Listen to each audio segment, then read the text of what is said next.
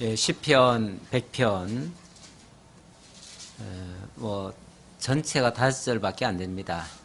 그러니까 우리 다 같이 한번 합독으로 해봅시다. 온 땅이여 여호와께 즐거운 찬송을 부를지어다. 기쁨으로 여호와를 섬기며 노래하면서 그의 앞에 나아갈지어다. 여호와가 우리 하나님이신 줄 너희는 알지어다. 그는 우리를 지으시니요 우리는 그의 것이니 그의 백성이요 그의 기르시는 양이로다. 감사함으로 그의 문에 들어가며 찬송함으로 그의 궁정에 들어가서 그에게 감사하며 그의 이름을 송축할지어다. 여호와는 선하시니 그의 인자하심이 영원하고 그의 성실하심이 대대 이르리로다. 아멘. 오늘 추수감사절에 시편 100편을 또 살펴보고자 합니다.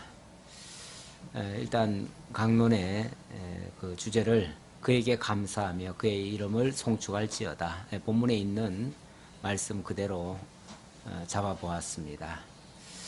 100편의 1, 2절은 찬송으로 여호와께 나아가며 기쁨으로 여호와를 섬기자 하는 말씀입니다.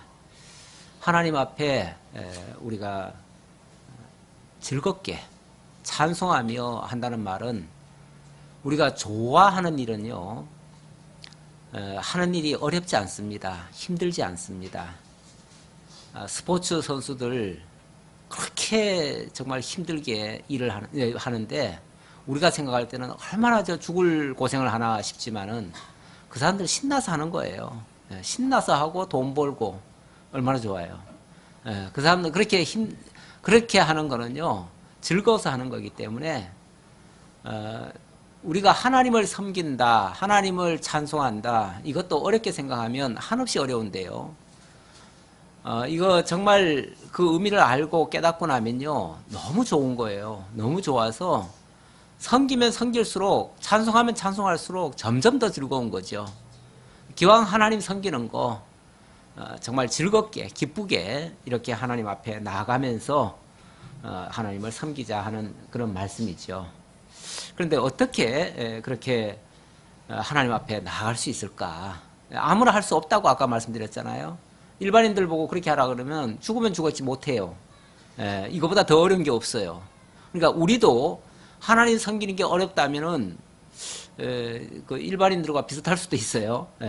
정말 우리는 쉬워야지요. 하나님 섬기는 일만큼. 왜냐하면 우리가 전문이잖아요. 우리가 할 일이고 우리에게 주어진 하나님의 특권이에요. 하나님이 우리에게 특권을 주신 거니까 정말 즐겁게 하나님 섬기기를 하면서 섬기면서 하나님 앞에 기쁨으로 나아가는 우리 모두가 되어야 되겠습니다. 그런데 누가 그렇게 할 수 있는가? 어떤 사람이 할 수 있는가? 3절에 보니까 여호와가 우리 하나님이신 줄 너희는 알지어다. 하나님이신 줄 알아야만이 그게 가능하다는 거죠. 우리 하나님, 남의 하나님이 아니라 우리 하나님, 나의 하나님이라는 사실을 깨닫는다면 나의 하나님이라면 그분이 바로 나의 아버지라는 얘기고요. 그분은 나의 모든 것을 책임지시고 나를 길러주시는 분이고 나를 양육하시는 그야말로 나의 보호자가 되시고 나의 인도자가 되시고 나를 책임져주는 내 인생 전체를 걸어도 정말 후회하지 않을 그런 분이라는 사실을 알 때 비로소 그렇게 할 수 있다는 거죠. 그런 의미에서 여호와가 우리 하나님이신 줄 너희는 알지어다. 왜냐하면 그는 우리를 지으시니요 우리는 그의 것이니. 그가 지었다는 말은요 나는 하나님 빼놓고 나 스스로라는 것은 없습니다. 원래 하나님이 나를 안 지었을 때는요 나라고 하는 존재는 없었던 존재예요. 없었던 존재인데 내가 지금 이렇게 있게 됐다는 것은 그가 나를 지으셨기 때문에 있는 거예요. 그러니까 전적으로 나는 나의 것이 아니고 하나님의 소유인 나예요. 그러니까 하나님 안에 있을 때 비로소 나라고 하는 존재도 확인이 되는 거죠. 그래서 그분이 나의 조물주시고 나를 인도하시는 분이시고 그렇다면 그가 바로 나를 이끌어 가시는 나의 아버지가 되시고 나는 그분의 자녀가 되고 그의 백성이 되고 그와 함께 살아갈 자들이 되는 거죠. 그래서 그는 우리를 지으시니요 우리는 그의 것이니 그의 백성이요 그의 기르시는 양이로다. 그리고 그분이 우리의 모든 것을 다 책임지시고 인도해 가시는 분이시다. 그래서 그 사실을 알면 정말 우리 아버지, 우리 어머니, 진짜 아버지, 어머니, 그리고 나를 낳으셨고 나를 위해서 이렇게 수고하시고 고생하신다는 사실을 알면요, 그분을 위해서 하는 것은 아깝지도 않고 즐겁고 그분 오기만을 기다리고 그분한테 나아가는 것은 뭐 발벗고라도 나갈 수 있는 거죠. 그분 목소리만 들으면은 그냥 맨발로도 쫓아나갈 수 있는 거죠. 우리 애기들이 벌써 아빠 목소리 들리면은 막 이렇게 쫓아나오잖아요. 그렇듯이 즐겁게 맞이할 수 있는 그분, 그분이 바로 우리의 하나님이시기 때문에 그렇다 라는 얘기고요. 정말로 그분이, 이제 문제는 진짜 그분이 내 아버지가 되시는가, 진짜 우리 아버지가 되시는가.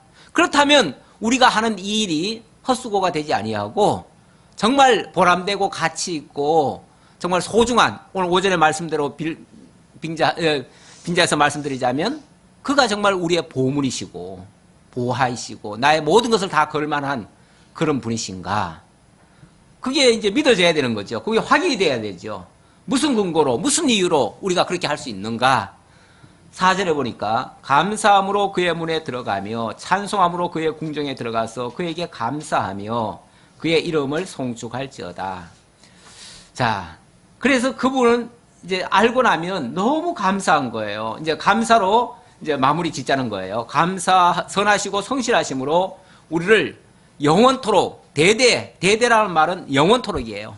영원토록 당신이 우리를 자녀 삼아주시고 그 나라의 백성 삼아주시고 이렇게 하실 것이 확증되기 때문에, 그 확증시켜주는 장면이 뭐냐면 5절 여호와는 선하시니, 그리고 그의 인자하심이 영원하고 그의 성실하심이 대대 이르리로다. 자, 그분에게 있는 모든 것은 다 영원하고 대대로 있는 건데, 여기 세 가지를 얘기했죠. 바로 그분의 특성을 선하시고 또 인자하시고 성실하시다 이렇게 얘기를 했어요. 선하시다고 하는 거는 하나님이 기뻐하시는 일들이 다 선이죠. 하나님이 이렇게 하시기를 너무나 기뻐하신다 그 말이에요. 이렇게 하시기를 하나님은 원하시고 처음부터 당신이 그렇게 계획을 세우셨고, 이거는 당신의 뜻이에요. 그러니까 이게 우리 차원에서 뭘 우리가 선택하고 말고 하는 차원이 아니고 그분 쪽에서 원하셨던 일이에요. 그분의 계획이에요. 그분의 설계 속에 있는 거예요. 그게 선이에요. 그리고 그렇게 하기 위해서는 당신의 인자하심으로 우리에게 다가오셔야 가능한 거예요. 그 인자하심이 뭡니까? 바로 사랑이죠. 제가 늘 강조하듯이 에베소 1장 3절에 보면은 하나님의 영원한 계획이 나오잖아요. 그 영원한 계획 속에 보면 하나님이 그리스도 안에서 기쁘신 뜻대로, 그게 선이란 말이에요. 기쁘신 뜻대로 뭘 했어요? 우리를 예정하셨는데 거룩하고 흠이 없게 하시려고 이런 설계를 가지셨어요. 거룩하고 흠이 없게 한다는 말은 흠도 있고 하자투성이인데 어떻게 한다고요? 거룩하고 흠이 없게 깨끗하게 해가신다는 거예요. 이게 정말 사랑의 눈이 아니고는 그렇게 할 수 없는 거예요. 우리도 그걸 하나님께서 조금 체험하게 하시려고 우리들도 자녀를 주잖아요. 그런데 솔직히 자녀들이 하는 일이 뭐예요? 맨날 오줌 싸고 똥 싸고 기껏 하는 게 그거밖에 더 없잖아요. 그게 애기들이 하는 일이에요. 근데 우리는 그거 보고도 참 이쁘다 그래요. 아, 어쩜 이렇게 똥도 이쁘냐, 색깔도 이쁘냐 그래요. 그런데 그 아이가 하는 게 진짜 이쁜 게 아니라 사랑의 눈으로 보니까 이쁜 거예요. 그게 자비함이고 그게 인자하심이에요.